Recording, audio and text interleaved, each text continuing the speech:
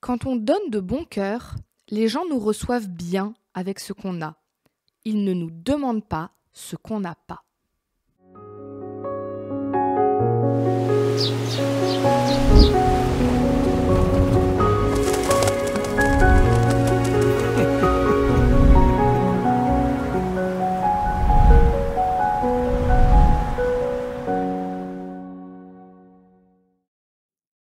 Quand j'étais étudiante, tous les ans, on allait donner un coup de main pour la collecte de la banque alimentaire en Suisse.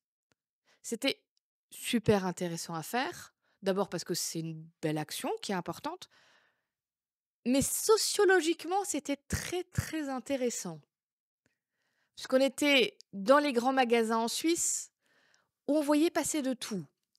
Des gens très très bien habillés avec des choses qui coûtaient très cher, qui faisaient d'immenses détours pour nous éviter, pour surtout pas avoir à nous parler, alors que nous, ben, on leur demandait rien, hein, on les obligeait à rien.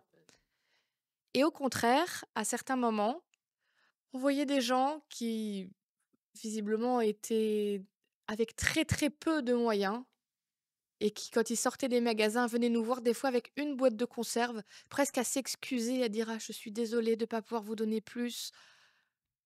Et nous, on leur disait toujours: «Mais c'est formidable, merci beaucoup pour ce que vous avez fait». Parfois, surtout quand on est chrétien, on peut avoir l'impression que pour le bonheur des autres, faut tout sacrifier, faut tout donner, quitte à nous-mêmes nous retrouver dans le plus grand dénuement. Alors, il y a parfois, des actes de générosité extraordinaires, mais je trouve très important et très sage ce que nous dit le texte, que on nous demande pas de donner ce qu'on n'a pas. On ne demande pas de nous rendre miséreux pour les autres. Nous, on n'est pas Jésus. On sauve personne. On fait du mieux qu'on peut. On essaye d'accompagner et il y a toujours un moment où on ne peut plus. Et là, je dépasse vraiment les questions d'argent.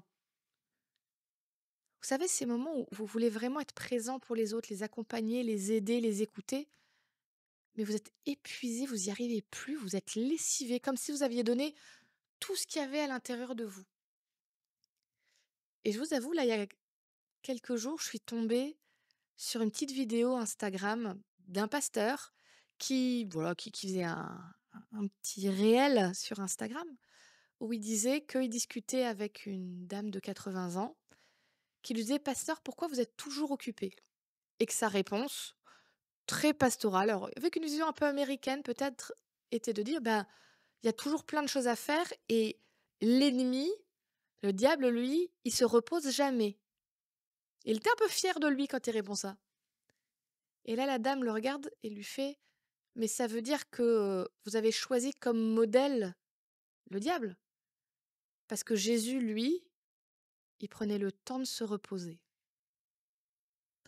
Ah, quand j'ai vu ça, j'ai fait la même tête que le pasteur dans cette petite vidéo de: «Ah, non mais, heu, oui». Alors c'est peut-être un peu caricatural comme façon de le présenter, mais parfois, j'ai l'impression qu'il faut toujours que je fasse, fasse, fasse, fasse, fasse, fasse, fasse, fasse. Le problème, c'est qu'il y aura toujours des choses à faire et des gens à aider. Jésus a pris le temps de se reposer, d'aller loin de tout le monde à certains moments, d'avoir une vie de prière. Et je crois que c'est important, nous aussi, de préserver notre santé mentale, notre bien-être affectif, nos finances familiales aussi parfois,